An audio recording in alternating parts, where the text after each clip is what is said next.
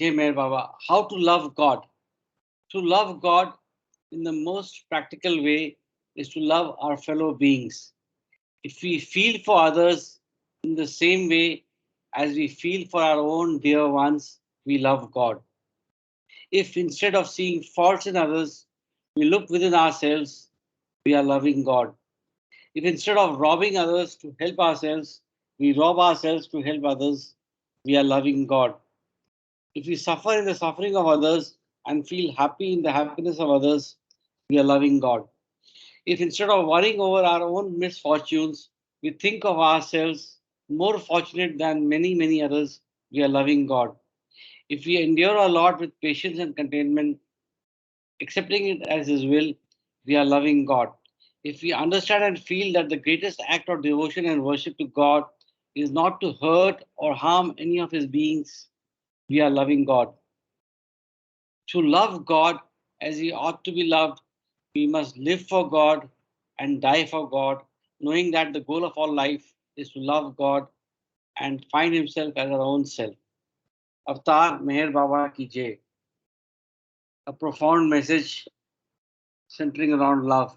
Okay, we'll start with the reading of Nothing and Everything from Maya.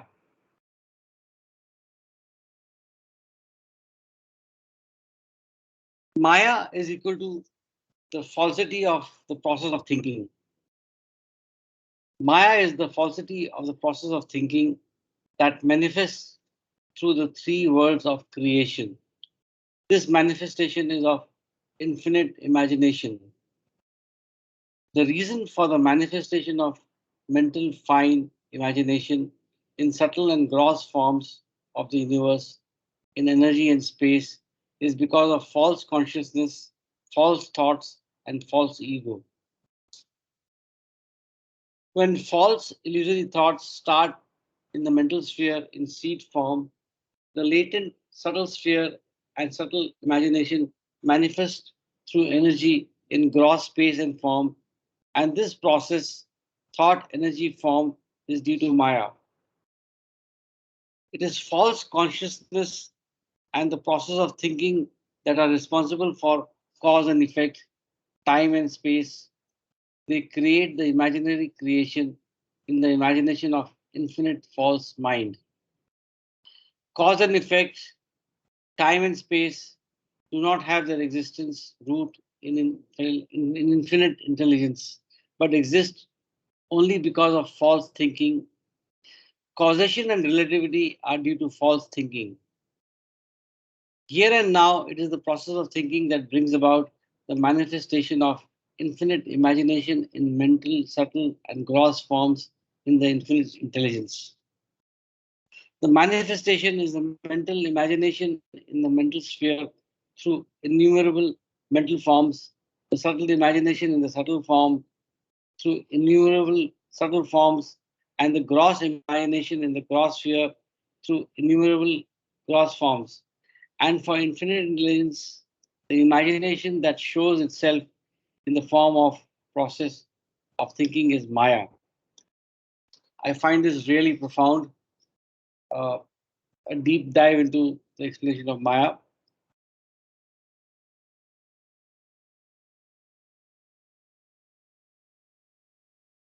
It is Maya that convinces the Jivatma, unrealized soul, that the creation is real and its gross, subtle, or mental form is real. When actually it is false and it is an imagination. Thus, the whole creation is a mere imagination of the thinking process of infinite intelligence. And because of Maya, it seems real or to have existence when it is the result of the false process of thinking. Infinite mind. Infinite mind is the thinking condition of infinite intelligence.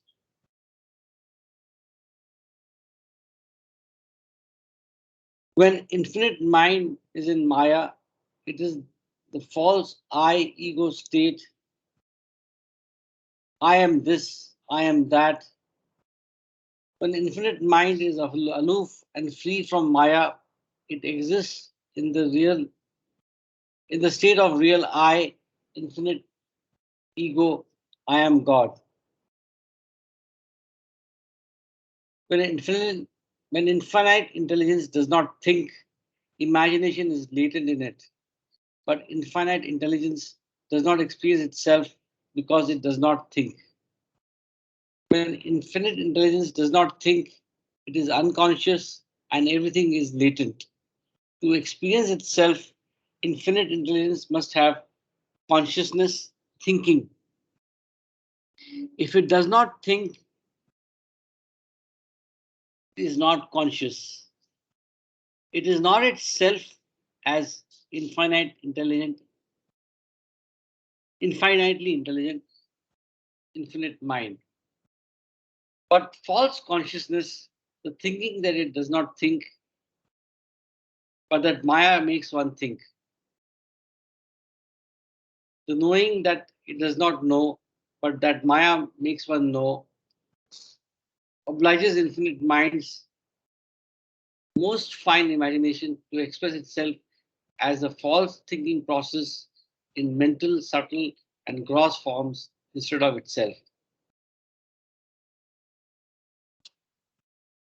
I'll read this again. But false consciousness, the thinking that it does not think, but that the knowing that it does not know, pleasures infinite mind's most finite imagination to express itself as a false thinking process in mental, subtle, and gross forms instead of itself.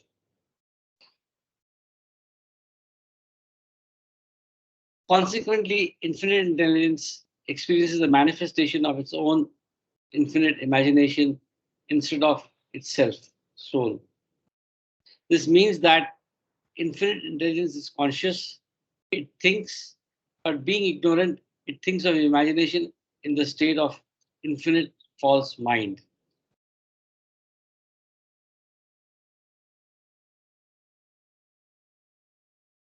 Infinite intelligence experiences its imagination, and because of Maya, takes imagination to be real. Hence, because of that repression, it cannot experience itself. So here I think we can take an analogy of a mirage in the desert. We think that there is water, but there is actually is just a imagination or just a picture in one's mind. Infinite intelligence should think consciously of itself in its unconscious state. It should be conscious even in the state of deep sleep. Infinite mind should not think of imagination, illusion, but of itself as soul, reality. However, this purpose of infinite thinking can only be achieved when falsity in the process of thinking vanishes. It is again, infinite mind should not think of imagination, illusion, but of itself as soul, reality. However, this purpose of infinite thinking can only be achieved when falsity in the process of thinking vanishes. So one has to only think about itself as soul. Only then can infinite intelligence experience itself, soul, think of itself as the infinite real mind and not as the cosmic creation, illusory phenomena as in the state of infinite false mind.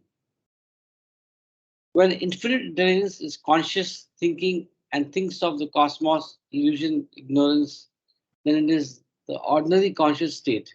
Then it is in the ordinary conscious state. In order to think of itself, infinite intelligence must think infinitely, meaning the process of thinking should be infinite real thinking. As infinity has no limits, when infinite intelligence has a real infinite thought, illusion, false thinking automatically comes to an end.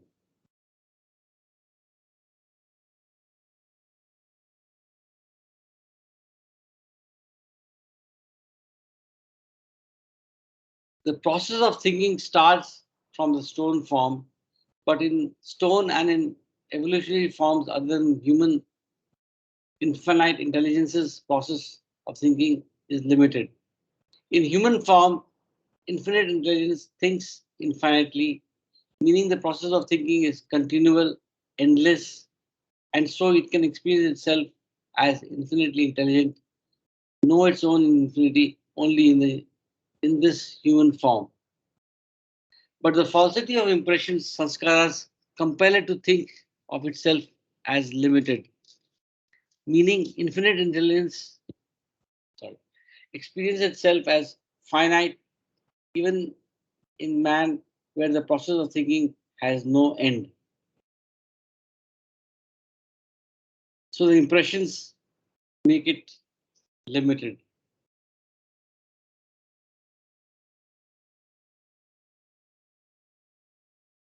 The falsity of limitation that makes human consciousness finite must go, be annihilated before infinite intelligence can think of itself as the infinity.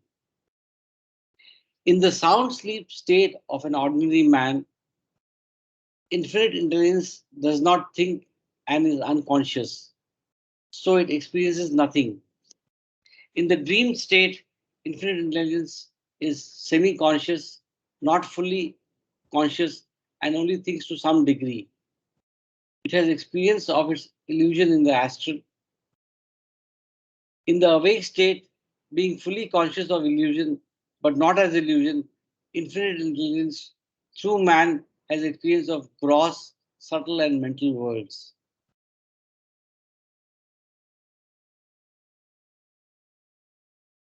I just wanted to make a cross reference that the sleep state, dream state, and the fully awake state is also mentioned in Listen Humanity, explained by the words of Baba. In the ordinary person, infinite intelligence thinks infinitely, but its thinking is completely false due to sanskaras, and so instead of taking itself to be infinite, finds itself to be limited. In subhuman evolutionary forms, the process of thinking is limited because the consciousness is still developing, and so infinite intelligence cannot experience itself as infinite. The process of thinking is infinite only in human form, meaning the human being's powers of thinking are infinite, as the human mind has the capacity of infinite thoughts. However, because of the sanskaras in human form, the infinite intelligence is under the delusion that it is limited. Though it can experience infinity in human form, the sanskaras do not allow it, binding it to limit.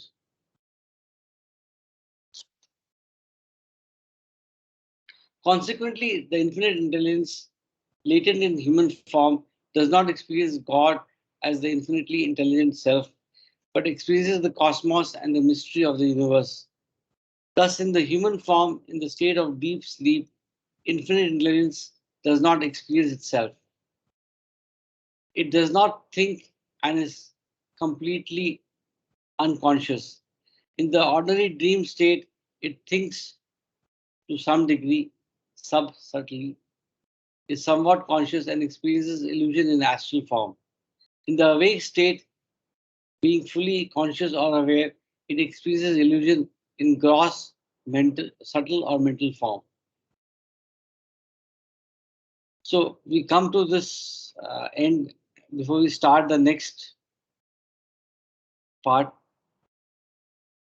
the process of thinking infinitely.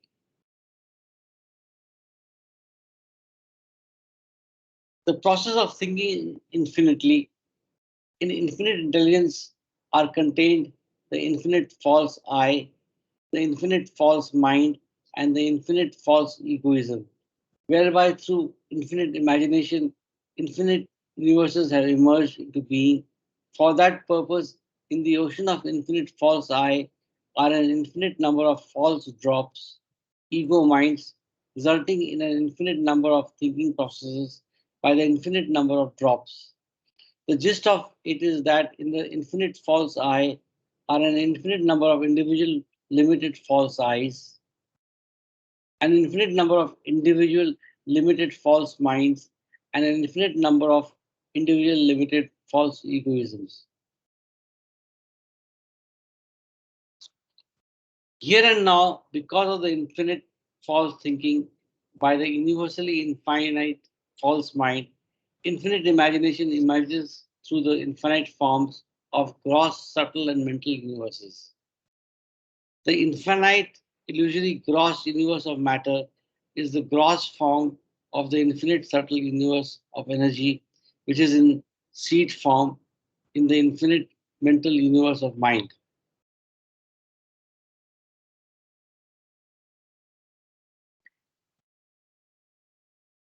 Every individual soul, Jivatma, has a physical body, which is the gross form of the subtle body, which is the subtle form of the fine mental body.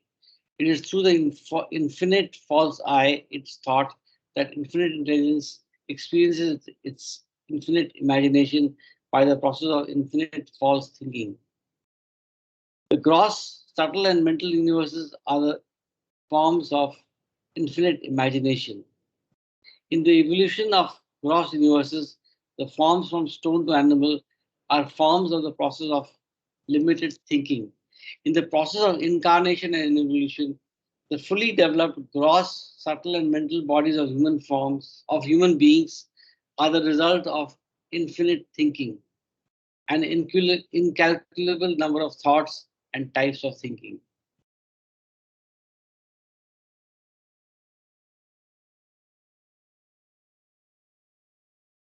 In the infinite false I, meaning infinite false mind, in the process of infinite false thinking, exist three bodies containing three forms of imagination, containers of the infinite mental imagination, Brahmand, the infinite subtle imagination, Pran and Chaya, and the infinite gross imagination, Kaya. These three imaginations produce the infinite mental universe, the infinite subtle universe, and the infinite gross universe, and all mental, subtle, and gross beings and things therein. In the limited false I also exist three bodies. The individual limited mental body, mana, container of mind. The limited subtle body, prana, the container of energy. And the limited gross body, form, container of matter. The limited minds are countless, and every limited mind has three bodies, mental, subtle, and gross. Infinite intelligence experiences its infinite imagination through the false limited minds by degrees, by gross, subtle, and mental experiences of universes, through countless gross, subtle, and mental bodies. Thereby, the soul, until it realizes its infinite intelligence in the state of infinite real mind, by using the limited false mind, gradually experiences the gross universe through the gross body, the subtle universe through the subtle body, and the mental universe through the mental body, to ultimately experience the infinite false mind in nirvana and to establish itself as the one infinite real mind in nirvikalpa.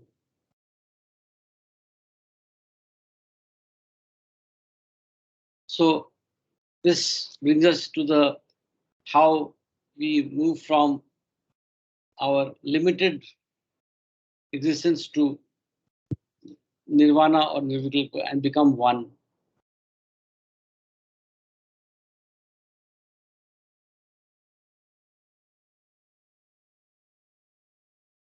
Before I go to the next section on the human form, are there any observations or questions or comments? So there being none, I move on.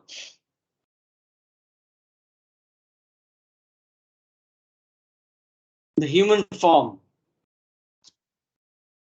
Through the medium of gross, subtle, and mental bodies, infinite mind experiences fully the gross, subtle, and mental worlds as a human being, and the meaning of it is that the infinite mind, through the gross, subtle, and mental bodies, has every possible experience of everything only in the human form.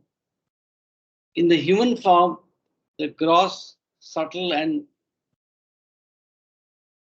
mental bodies are fully developed. Excuse me. So the mind is fully active and capable of having gradually every possible experiences of the gross world and the subtle and mental planes.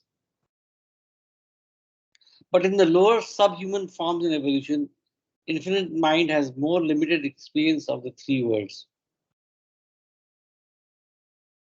Because the three bodies are still in the stages of developing in these different evolutionary forms of stone, metal, plant, worm, fish, bird, and animal.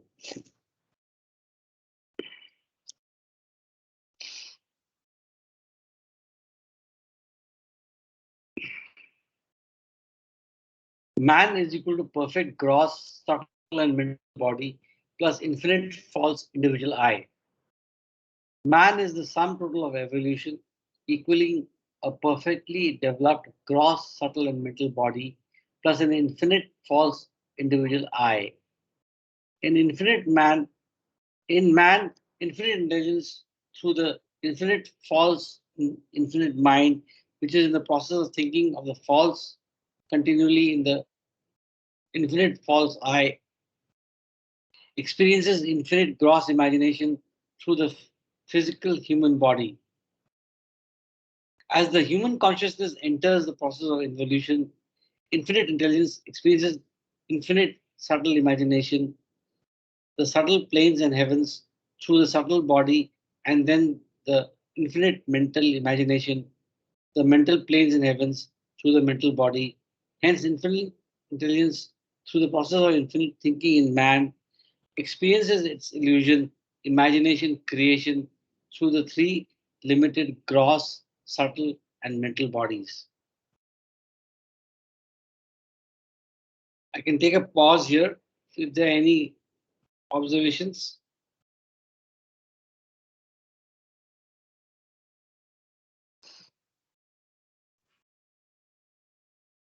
And through these bodies, limited imaginations, it experiences its infinite imagination, gross, subtle, and mental worlds. So body is the mental, is the medium for experiencing. All the numberless individual minds are contained in the infinite false mind of the infinite false I. And this infinite false mind and the infinite false I reside in infinite intelligence. Every individual human infinite false mind is in the state of limited false mind. In the human being, the mind is infinite and at the same time it is limited by its own experience.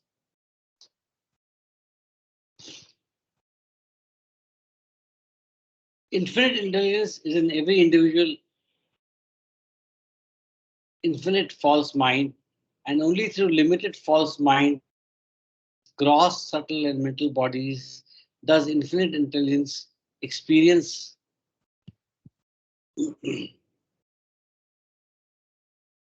its imagination. In other words, the infinite intelligence experiences its infinite imagination through human mind that is experiencing gross, subtle, and mental worlds as an ocean that experiences every drop, the infinite mind that experiences every thought. Infinite intelligence, the infinite.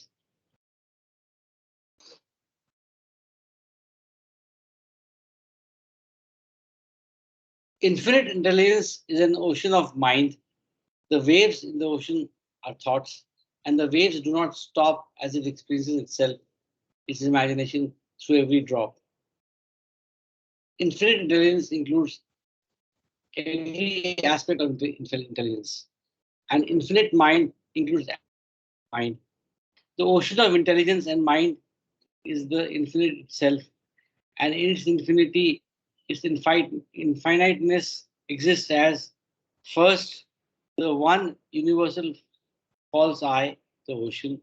without mental, subtle, and gross body, which equals makes up the universal false formless ego, Ishwar. Secondly, the numberless individual infinite false eyes, the drops without mental, subtle, and gross body, which equal make up the individual false formless ego.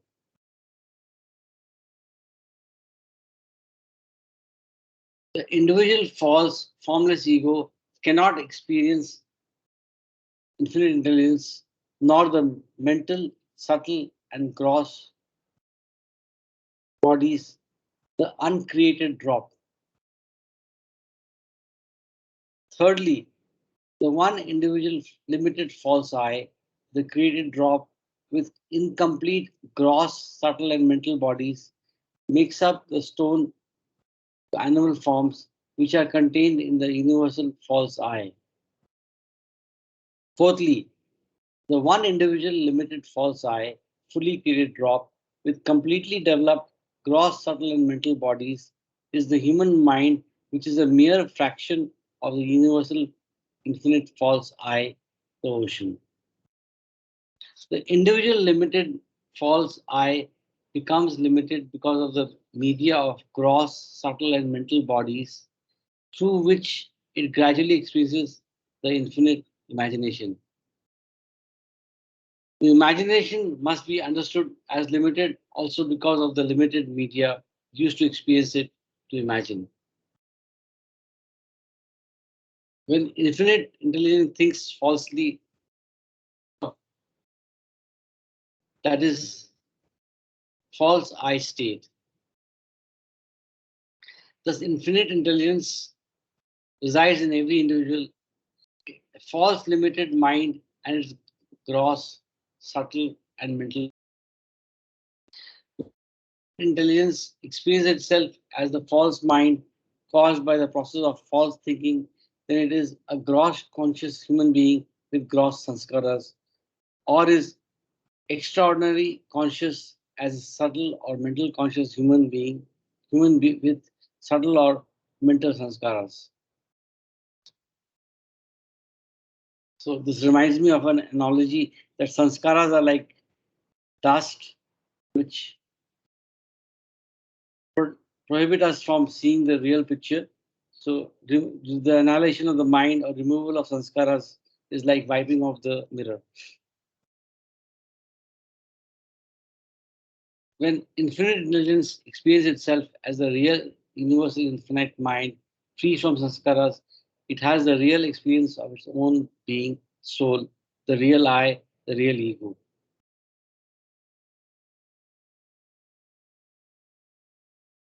Before we go into the next, I'm taking a small pause. Anybody has any observations or any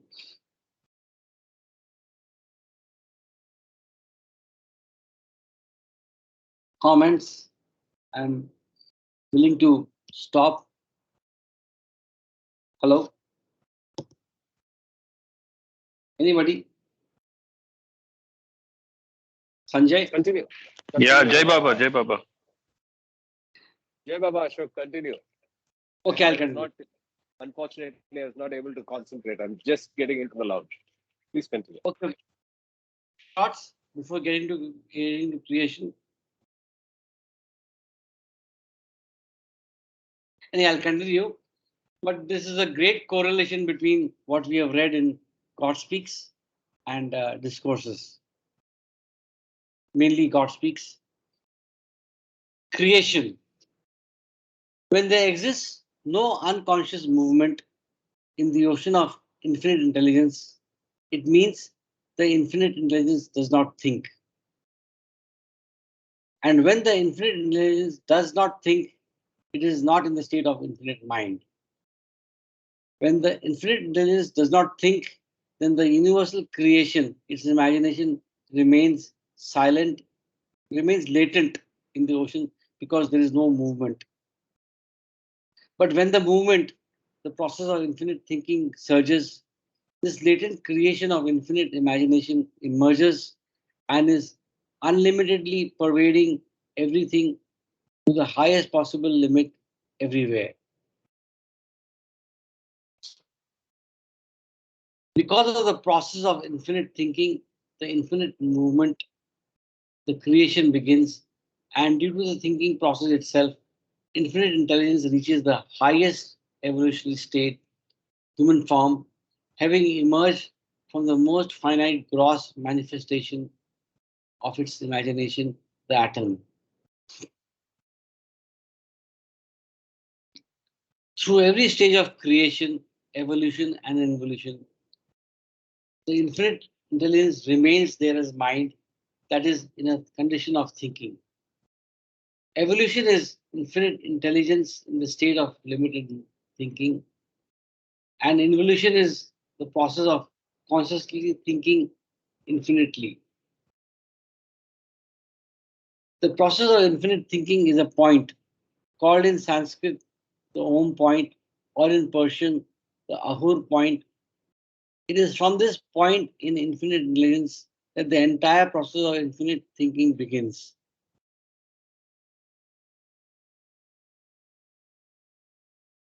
From this point, the whole mental, subtle, and gross creation has commenced as a result of infinite thinking. Real infinite thinking is only one thought, but the process of thinking itself is false. That is, to think is the movement of creation. As a result, infinite forms of false emerge in the shape of an infinite number of universes. So it's the first time I'm seeing that the reference of the Ahur point, that's an equivalent of Om. That is interesting.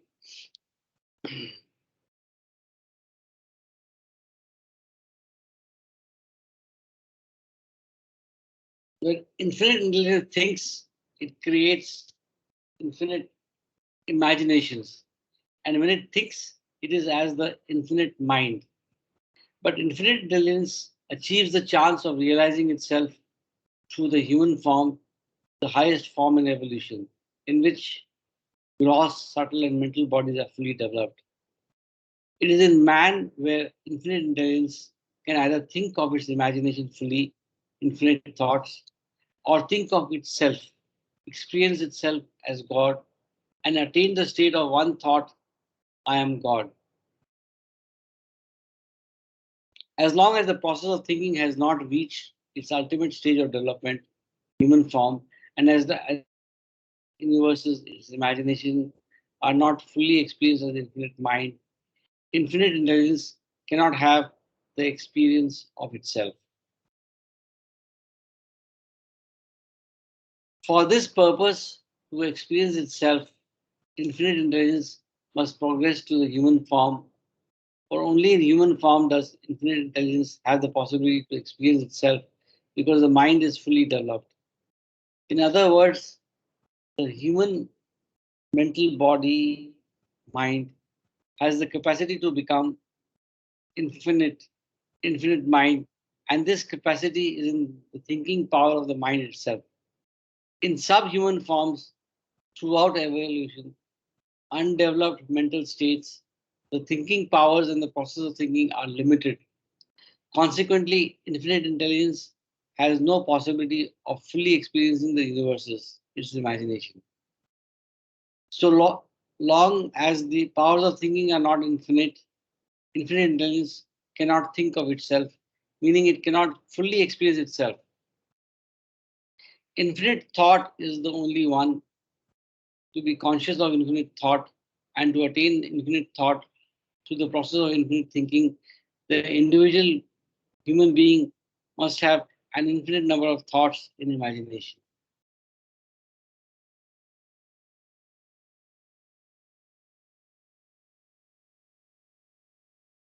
Only then infinite intelligence, pushing aside false thoughts, reaches infinite thought and experiences itself as the infinite thinking itself, as the infinite thinker.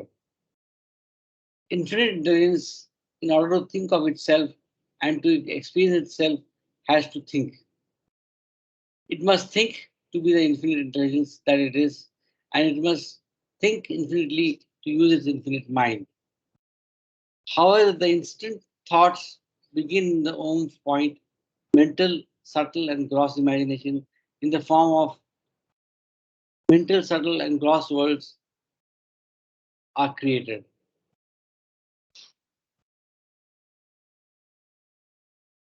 So, to experience itself, infinite intelligence has to experience different imaginations by imagining universes and worlds through innumerable forms in order to attain an infinite number of thoughts to fulfill itself as the one indivisible infinite mind. I read this again. So, to experience itself, infinite intelligence has to experience different imaginations by imagining universes and worlds through innumerable forms in order to attain an infinite number of thoughts to fulfill itself as the one indivisible infinite mind. The meaning of experience is to think, but infinite intelligence must think of itself and not the imaginations which it creates for itself out of its infinite mind. So this is very important, profound. I read it again. The meaning of experience is to think, but infinite intelligence must think of itself, self with a capital S, and not of the imaginations which it created for itself out of its infinite mind. Therefore, when infinite intelligence thinks of itself, it experiences the self, soul. This is Nirvikalpa Samadhi. It is in Nirvikalpa Samadhi that infinite intelligence thinks and simultaneously does not think, because in the divine realization there is no other thought but the thought of the self. So thinking also ceases. In Nirvikalpa, infinite intelligence realizes the one infinite thought of its infinite mind. All other thoughts have no existence. But infinite intelligence gains its divine experience of itself only after passing through every stage of thinking in the process of infinite thinking, that is, evolution and involution. One infinite thought is the end result of the process of infinite thinking, and that one infinite thought could only be Brahmasmi, which means to think the infinite. So there are three. Before we go to the next section, I think uh, this whole process has been beautifully mentioned about how to reach the stage of one infinite thought, and which can only be Aham Brahmasmi. Three kinds of infinite.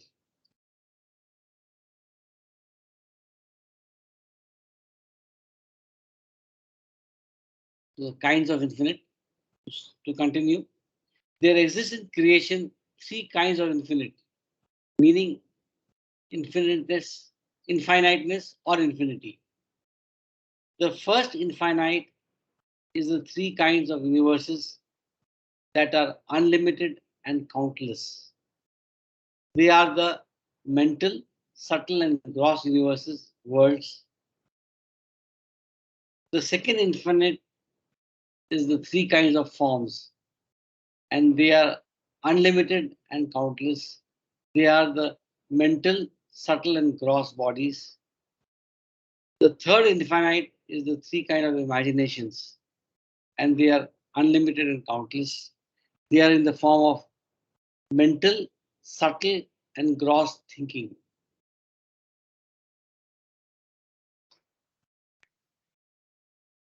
Infinite intelligence experiences its gross imagination as the gross universe world through the gross body.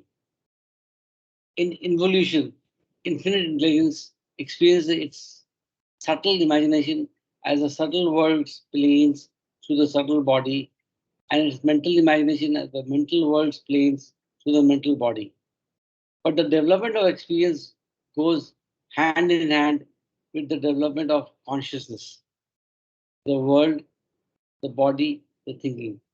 So this is profound again. But the development of experience goes hand in hand with the development of consciousness, the world, the body, the thinking.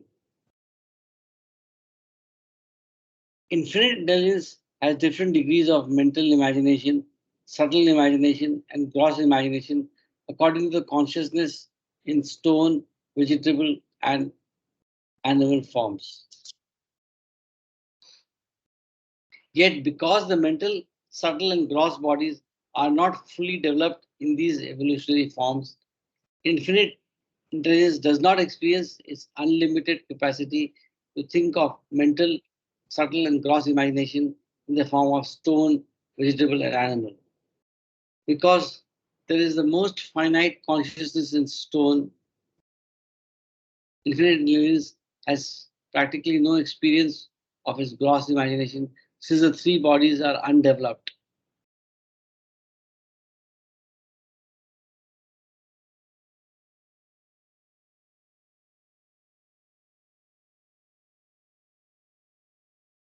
The subtle body begins to develop in the vegetable form, and the mental body begins its development in the worm form. Since there exists more consciousness in animal form than in vegetable form, intelligence, infinite intelligence experiences more of its gross imagination in any animal than in the plant form. In human body form, the three bodies are fully developed, and infinite intelligence has full experience of its gross, subtle, and mental imagination through gross, subtle, and mental conscious human beings. Thus, infinite intelligence's experience of the three worlds depends on the consciousness, which accordingly determines the kind of imagination it experiences.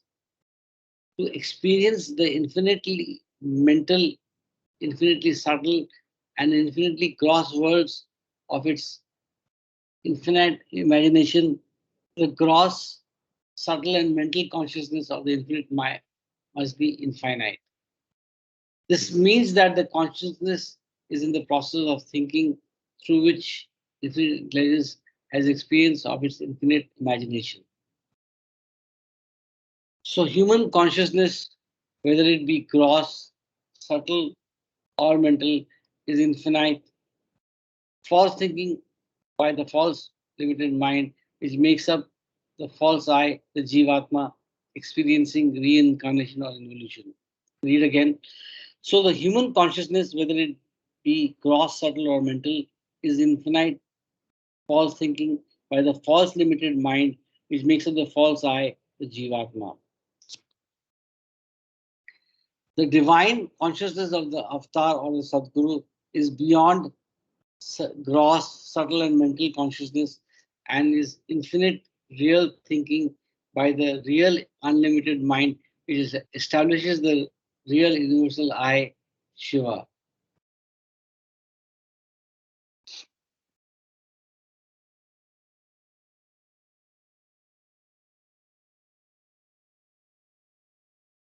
Consciousness is practically nil in the forms of stone and metal. In these rudimentary inanimate forms, the process of thinking by infinite intelligence is so minute that stones and metals are lifeless. The lifelessness signifies that stones and metals have no thinking process, no self-consciousness, and are without an evolved I or full I-ness. In progressive forms, further on in evolution, plant to animal, consciousness through the process of false thinking increases gradually along with the experience of the imagination of infinite intelligence.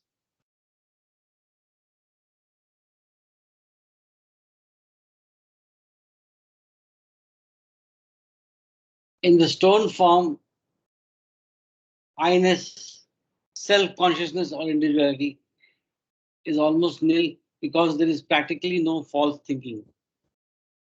Consequently, so finite a false I exists in a stone. However, in the human form, I-ness is very developed and self-consciousness, egoism is constantly asserted through the seven major powers of thinking.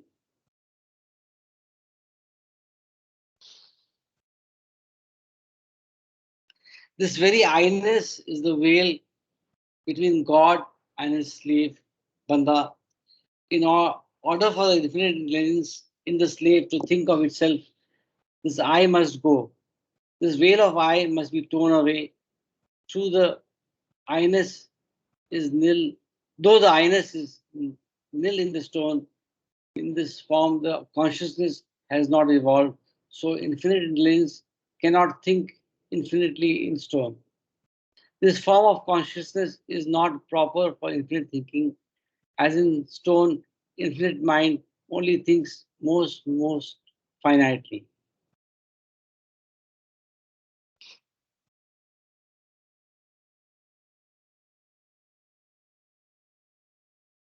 So the process of evolution we can also liken it to limited thinking to infinite thinking, from finite to infinite. To think of itself, infinite intelligence must think infinitely, because if it did not think infinitely, it would not have realized itself to be infinite intelligence. In human form, the process of thinking by infinite intelligence is so vast as to be almost infinite. But though the human mind is thinking is vast, nevertheless, it is in a process of false thinking. This means that man's I-ness is extreme in him. False I has its fullest expression, egoism. Infinite false thinking of infinite intelligence is the infinite false I, man. Man is the complete false self with complete false I-ness.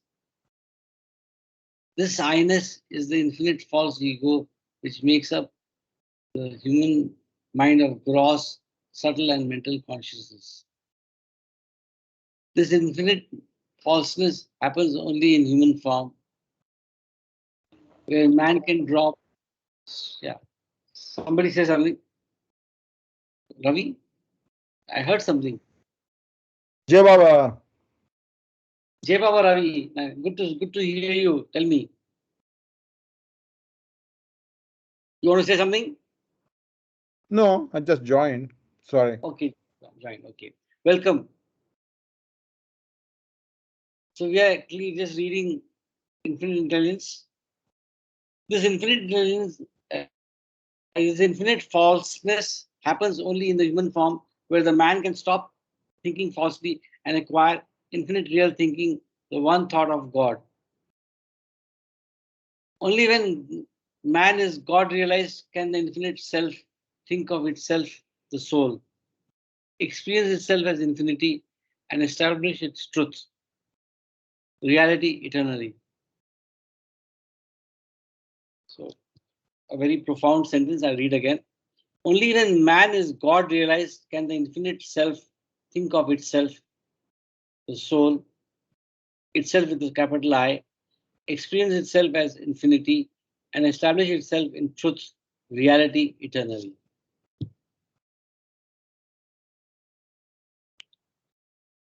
When infinite intelligence thinks of itself, it is established in the real I amness. That is, consciousness is established in the state of real infinite I am God. When infinite intelligence thinks of infinite imaginations, as in the human being's mind, then it is in the state of infinite false I. When infinite intelligence thinks of limited imagination, as in the subhuman evolutionary forms, then it is in the state of limited false I. Infinite mind is the thinking of infinite intelligence. Infinite mind exists in all states of thinking. The difference lies only in the types of thinking. When infinite intelligence thinks of itself, soul, it experiences its infinity. When it thinks of imagination, it experiences its limitedness. Infinite intelligence exists in everyone, as does limited intelligence. And infinite mind exists in everyone, as does limited mind. But to think only one infinite thought, infinite intelligence falls prey to infinite imagination, and so journeys a long, long way only in imagination. Ultimately, when infinite intelligence experiences itself soul, it knows that it is perennial, and the journeys it made as a Jivatma were journeys in infinite imagination. When this experience is attained, infinite intelligence is Shiva. So Maya has a role to play. It creates imaginations, illusion, and only when we can realize, we know that that we are Shiva. It is, I'll read this again. It knows that it is perennial, and the journeys it made as the Jivatma were journeys in infinite imagination. When this experience is attained, infinite intelligence is Shiva. God, the universe, and Maya.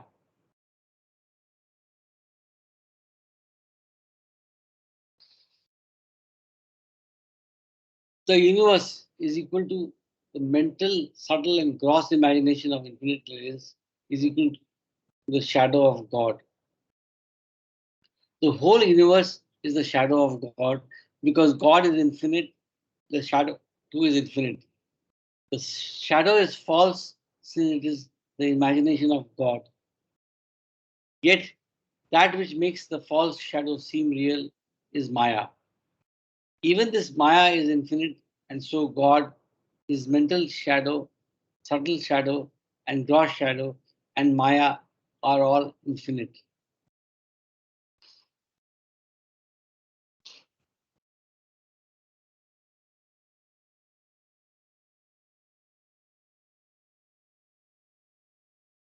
When God, as the Jivatma, the individual soul bound, sees his shadow, the universal creation feels it and experiences it as gross, subtle, or mental imagination. Then God exists in Maya. He is bound by illusion. When God as a Jivatma becomes fully conscious, free from binding, this means that infinite intelligence thinks of its reality soul. Then God does not experience the shadow, but experiences the real self, his infinity.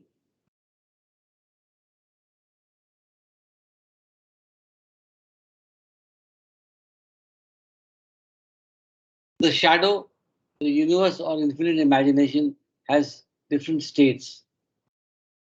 Unknowing its in its origin, the mental, subtle, and gross. The unknowing shadow is formless and cannot be experienced. When God is in his unconscious, beyond state, he naturally cannot see, feel, or experience either himself or his original shadow. In the beyond, the shadow is in its original form as the original shadow, unknowing darkness. Unknowing ignorance, the shadow is in the dark, ignorant. When God is half conscious in the form of Jivatma, then he sees his mental, subtle, and gross shadows, worlds. When God becomes fully conscious, realized Shivatma, then he does not see his shadow but sees himself. In the infinite experience of Nirvana and Nirvikalpa, God, through the eyes of man, sees his original shadow in Nirvana, but instantaneously, when he enters Nirvikalpa, shadow disappears. Man as God, through the eye of God, sees only himself. The shadow of creation is latent in both the deep sleep state and the awake state of a Brahma, Brahmajnani, a God conscious human being. The shadow of creation is latent in both the deep sleep and the awake state of a Brahmajnani, a God conscious human being.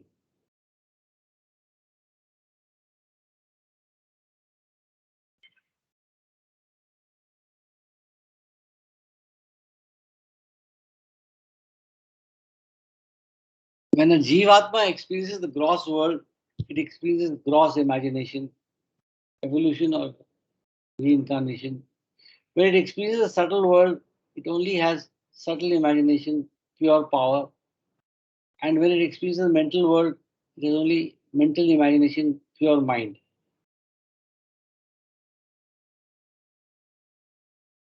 It's the subtle and mental worlds. In the subtle and mental worlds, the Jivatma is experiencing still a state of a shadow and thinks of imagination, but this is a higher imagination. When a Jivatma is graced and transcends beyond the gross, subtle, and mental worlds and imaginations, then it realizes God as itself, Shivatma. The worlds of the shadow of God, mental, subtle, and gross, are the three states of infinite imagination manifested as creation, and they are the three states of infinite dream, experienced as illusion and nothingness.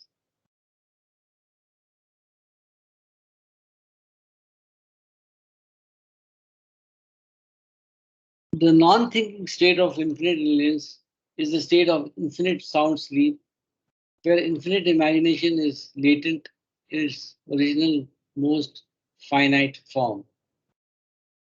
When a Jivatma experiences any of the three worlds, it is in Maya, thinking, dreaming, imagining as a shadow.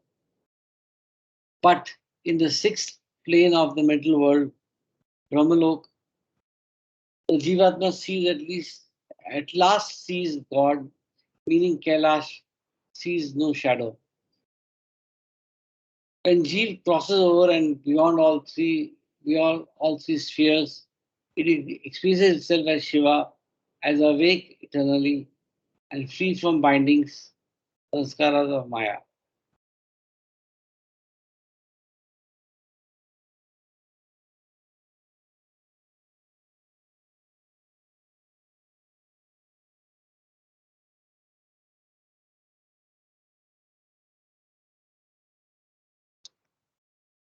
So, Go on, Ashok. What's yeah, happening? yeah. I mean, just give me a. Sure.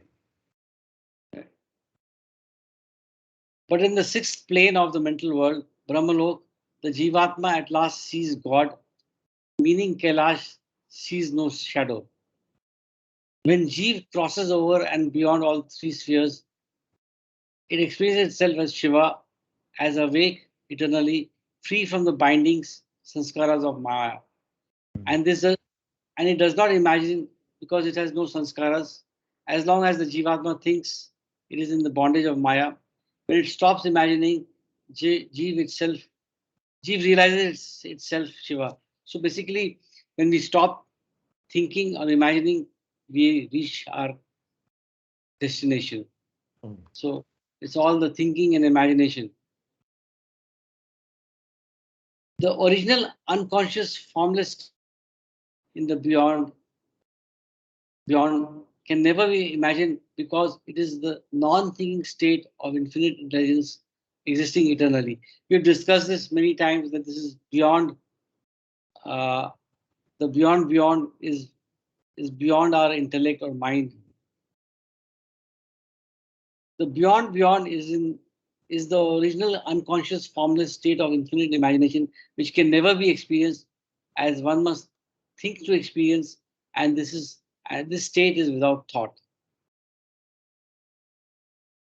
All self-realized human beings experience the infinite real God who is infinitely beyond the worlds of shadow. They are infinitely thinking of the self as self. The real goal of life is to realize God as self. To achieve this goal, one should think infinitely. By gaining the capacity to think the infinite, one attains the infinite God and realizes him to be self. So we come to the next part, the creator, preserver, and dissolver. So So I think he's taking each aspect of it and evaluating as a overall the whole picture. He's concluding that way. Yeah, he's getting into That is more. what I understand. Yes, yes, correct, Ravi. Very good observation. And it is basically and you know, expansion of what we have read in earlier Yeah, in God like Speaks. God speaks. So, what is the what is the title of this topic before what you just finished reading it? The title of Infinite the intelligence. topic. Hmm? Infinite, infinite No, no, no, intelligence. no. Go to the previous pages. Okay, one second. Sorry. It is, I think, one second. God, Okay, yeah. the universe, and Maya. Yeah, yeah. God, universe, and Maya. He took Page as 177. Mhm. Yeah, go ahead. Please go ahead. Sorry, Ravi, go ahead. Yeah, he took this topic, God, universe, and Maya, and God is there, and this universe is there. We are experiencing and the influence of Maya. So he took it as a subject, and based on that, he gave the overall picture, a a bird's eye view about the whole thing. That is Yes, what we need to understand. you're correct, Ravi. Yes. Mhm. And basically, they are also, I mean, trying to expand what we have read in earlier. So it's a lot of details, sort of a detailed, treatise on and whatever has been there. But I think the dedication of God Speaks is really says it all. So the dedication in God Speaks says to the universe, the illusion that sustains reality. So I think Mm, that's very profound. It's a very small sentence, but it means it's very a profound thing. Yeah, potent and powerful. yeah. I got a little Any other? experience. I got a little Sorry, experience of that. you had. So, yeah, my personal experience. So, my second child was born in the same hospital I was working. And then my wife had undergone some health issues. So I was more concerned about her health issues than the baby that was born. So, but the hospital people were forcing me because in America, the thing is, unless you give the name, unless they register, they cannot release the patient and the child. So they were forcing me, hey, tell us what's the name. I have to register. He was born. We have not registered yet. We are supposed to do that. That's our regulations. And one evening, I came home with my older child. And then I don't know what to do. I don't know what name we to go. We never thought about it. And then, out of complete space of mind, I went to my library. I have a small room, library room. Uh, I looked at, I thought, okay, let me pick up God Speaks. I opened the God Speaks. And then I thought I was expecting subconsciously Baba was going to give me some name. And then I opened the first page. This is what exactly I found, whatever you read. This is dedicated to the illusion that's what sustains. I'm sorry, this is dedicated to the truth that is what sustains the illusion, right? Is that what it says? How it is dedicated? I'll Can just read. I'll read again Hmm. from God Speaks. Dedication. Sorry, dedication to the universe, the illusion that sustains reality. Yeah, yeah, that is exactly I found. And I thought, okay, what it means is the Maya. We are under the influence of Maya. So next day, I thought Baba gave me an idea. I thought next day I went and told the hospital administration, the nurses, Okay, the name is Maya. That's how we named our second daughter as Maya. Correct. And in what we read earlier, I just wanted to read from Listen Humanity, or one can go to page 120 of Listen Humanity. He has really given the difference between sound sleep, dreams, and roused from sleep. So if you give me a minute, I'll just read. Yeah. Tell us Normally what you read. Yeah. Normally, for the ordinary man, this consists of A. Sound sleep is equal to unconsciousness. B. Dreams, subconsciousness of duality. And C. Roused from sleep, full consciousness of duality. What we had read earlier, I'll just read the whole passage once again from Listen Humanity. The passage from sleep to wakefulness consists in the passage from A. Unconsciousness to subconsciousness, and finally to C. Full consciousness. Normally, for the ordinary man, this consists of A. Sound sleep, unconsciousness, B. Dreams, subconsciousness of duality, and C. All from sleep. So I think the earlier part, which I think you were probably there or not there, what I read is, again, sort of elaborate upon what is mentioned in Listen Humanity.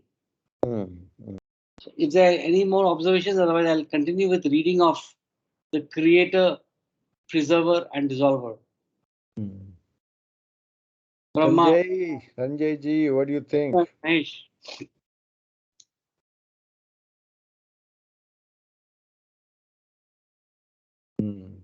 Ravi, anything else? Yeah, no, go ahead. That's it. That's good. This is also, very nice. Yeah, very profound. The whole creation is divided into the Creator, Preserver, and Dissolver. The Creator, Preserver, and Dissolver. Infinite intelligence in the state of infinite false mind remains in the state of the Creator, Brahma, and which becomes the Preserver and Dissolver, Vishnu and Mahesh.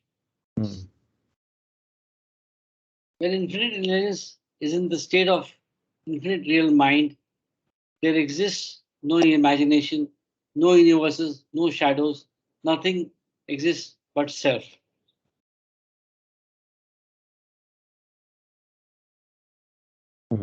Therefore, in the state of non-thinking, the beyond, or of real thinking, beyond of conscious God, infinite intelligence does not create, preserve, or dissolve.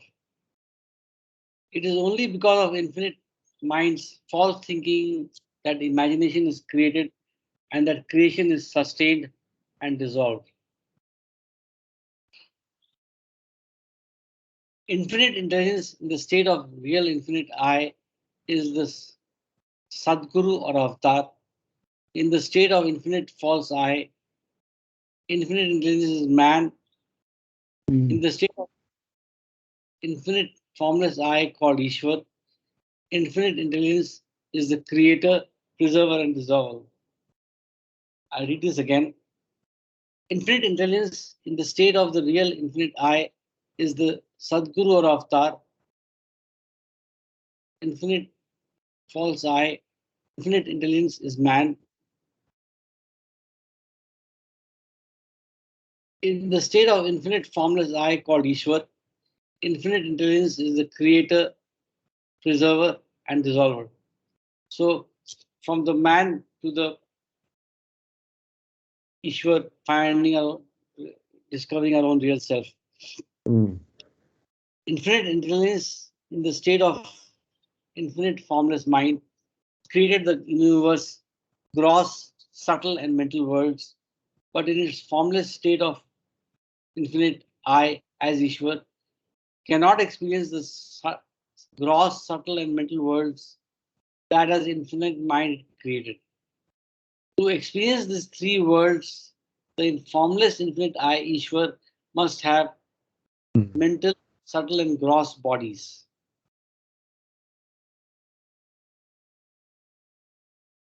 Form is developed by degrees from stone to man, and man has fully developed mental, subtle, and gross bodies. Yet, because of the accumulated sanskar with the human mind remains limited, even though man's thinking is infinite. The limit of the limited mind cannot give way to infinite. The infinite mind is infinitely far away. Man requires the help of the Sadguru. The grace of the perfect master is again getting repeated here. Limit is there in every thought of the imagination, and due to this limitation, the limited comes into being. This limit expands, and in human form, it expands enormously, whereby the limited human mind becomes most active, thinking infinitely. To break down the limit of the limited mind means to wipe out the load of infinite sanskaras. This wiping out is the work of the Sadgurus. Only at the instant of the sanskaric annihilation in Nirvana does the infinite intelligence becomes conscious of itself, of its infinite reality in Nirvikalpa. Sanskaras. By the mind's false thinking, whatever impressions are created in it are called sanskaras. Sanskaras are stored in the individual mind in seed form, and according to the connection of the sanskaras, mind forms a subtle body in germinating energy form, and according to the connection of the sanskaras in subtle form, a gross body is formed from the subtle body. Mhm. The subtle and gross bodies formed according to the connection of the sanskaras in the mind compel the mind to think falsely. I am this, I am that. As the Jivatma passes through reincarnation, it spends old sanskaras and gathers new ones, which are imprinted on the mental body. When the old sanskaras are completely spent, the physical body dies. So this, I am that, also, the name which we give is just a temporary identification.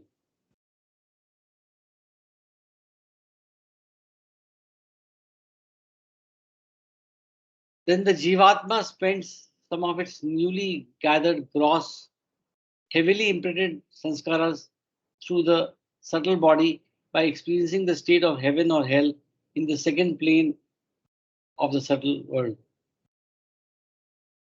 All sanskaras are imprinted in the mental body, but those gathered by gross experiences are deeply imprinted. During involution, the subtle sanskaras gathered by subtle experiences are less deeply imprinted, and the sanskaras gathered by mental experience are surface imprints.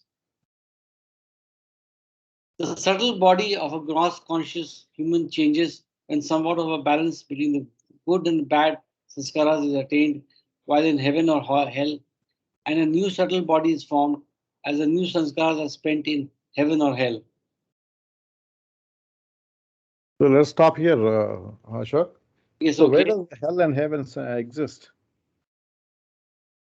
Hell or heaven exists only as a state. There is no physical state. They just read it now before, right? Yes. Where does it say it exists? It's there in various places. It's also there in Nothing and Everything, and also in This is Humanity. No, It's, here, you just read it. Let's forget about other books. You just read that it exists in the second plane. yes, yes. Didn't you read it before? Yeah, I read, yes. Okay, where did you read it? Let's go back. Go back. Yeah, first paragraph.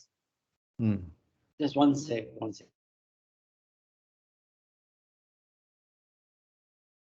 Okay. It was The right first there. paragraph. It was right there in It was, the later. Yeah. Go to the next.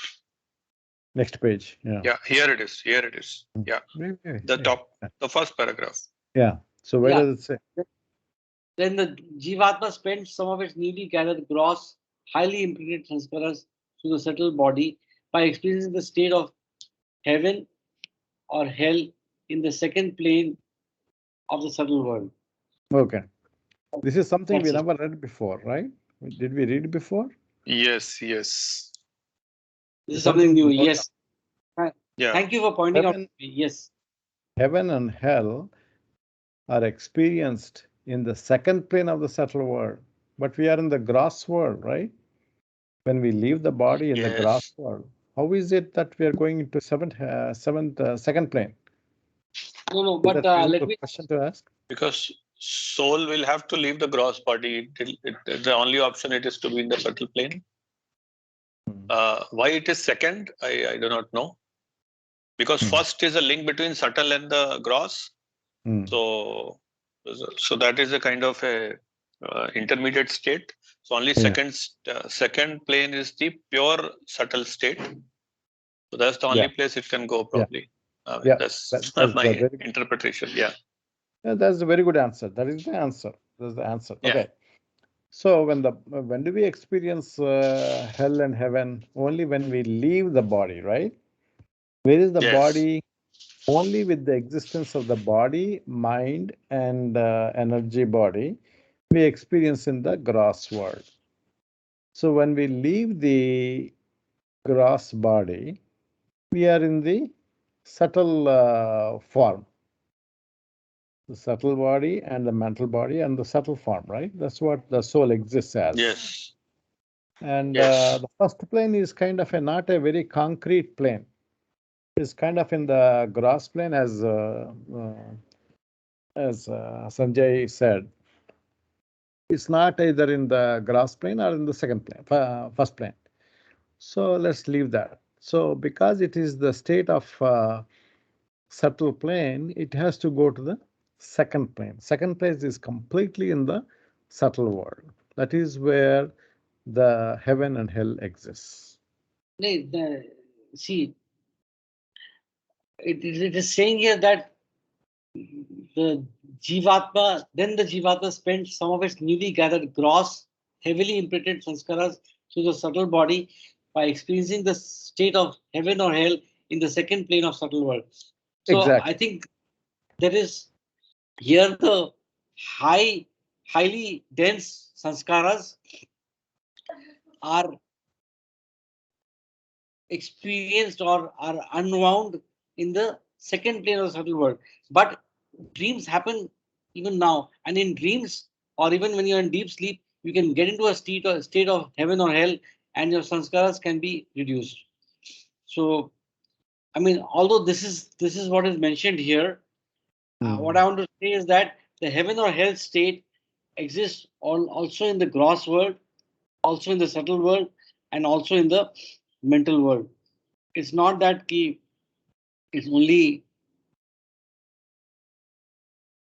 then if you just go to this paragraph. No, what you said is right, Ashok. What you said is right.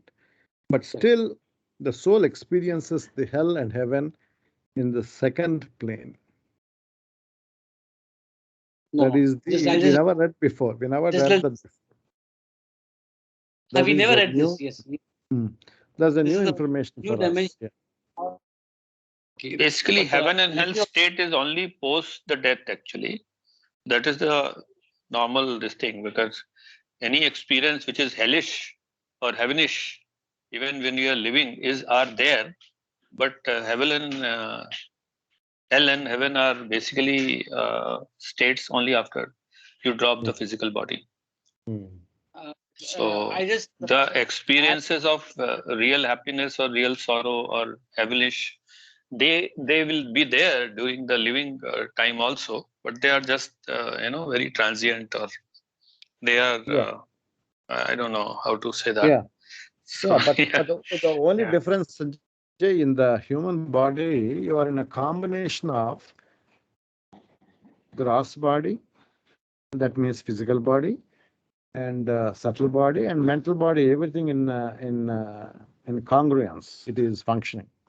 Yes. So that an experience of happiness will also reflect in our happiness, clapping or laughing or those kinds of things, smiling, or those things will also be there, and it will also be there in the heart and the soul, Right. or similarly for the hell state. Yeah. But So when after you- death, it is pure subtle state actually. Pure subtle There is no state, cross. Yeah. The pure subtle state. That So is I why. Yes. have Yeah, only one yeah. doubt. Yeah, go ahead. Finish your thought. Yes, Karthik. Sorry. No, so I only had one input. I think what I'm struggling with is if it's involution, so the heaven and hell state, as we learned in discourses, the two keywords for heaven and hell is basically vivification of experiences. That is, it becomes more vivid and pronounced, but you don't experience it in the gross form. Okay? Second thing it says Yes. is it is in between two dropping the body to the next stage. These are the two key concepts of heaven and hell. Now what is being said here is subtle world. So I think I would take it with a grain of salt, because in the early births in reincarnation state, you will still experience heaven and hell. Is that in the subtle world? I don't know. Yes. Hope I'm making the The distinction. moment you take the human body and the moment you are in the process of changing the body, that's only when the body died, the body is left by the soul. And when it is ready to get into the new soul, then it experiences the heaven itself to balance out the sanskaras. If it's already balanced, nothing happens. If it needs to be balanced, the soul experiences the happiness, because all the sanskaras are categorized, right? As categorized as good and bad, natural and unnatural. Well, let's take the natural and unnatural out. Good and bad is already categorized. That's what we read in the discourses. So this categorization has to be balanced. So that is experienced in the second plane. That's what it says.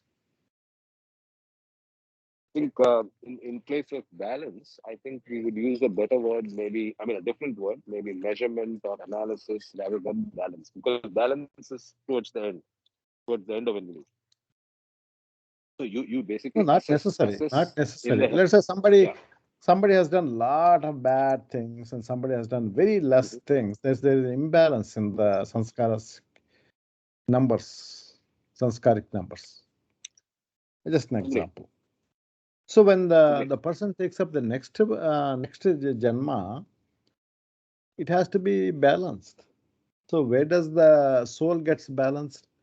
Only when it is out of the body. In the intermediate states, before it takes up a new body, it experiences. Where does it experience? This is what it says in the second plane. Hell and Yes, heaven. the balance here does not mean equalization actually, Karthik. Agreed. Then There will be something left. Either that is why he is incarnating, no? Otherwise, there is no purpose. Absolutely. If they become zero, yeah. Agreed with both of you.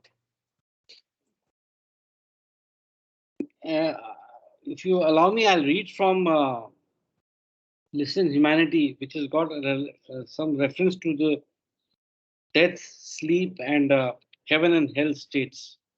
Hmm. It will take around 2-3 minutes. Yeah, Shall I? Death is throwing away clothes which have become useless through wear and tear. Just as the traveler may stop at different places and each halt may change clothes according to his needs. So the individual goes on changing his bodies according to the needs of his sanskaras.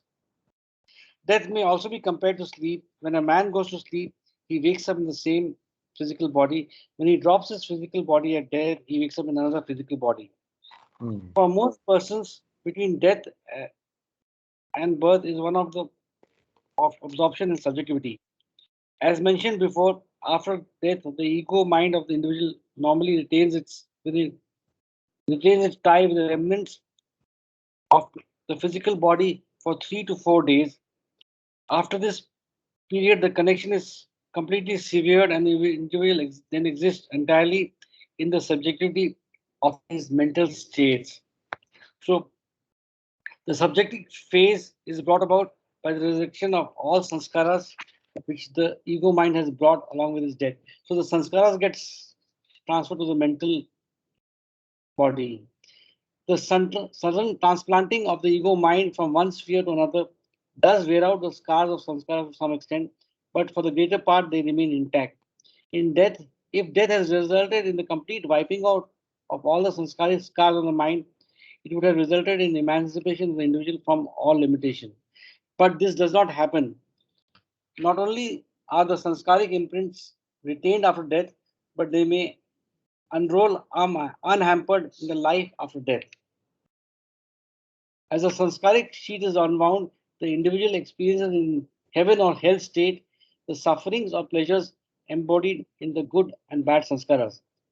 Every individual has both classes in his store, and his mental state in the life after death is determined by which of these preponderates.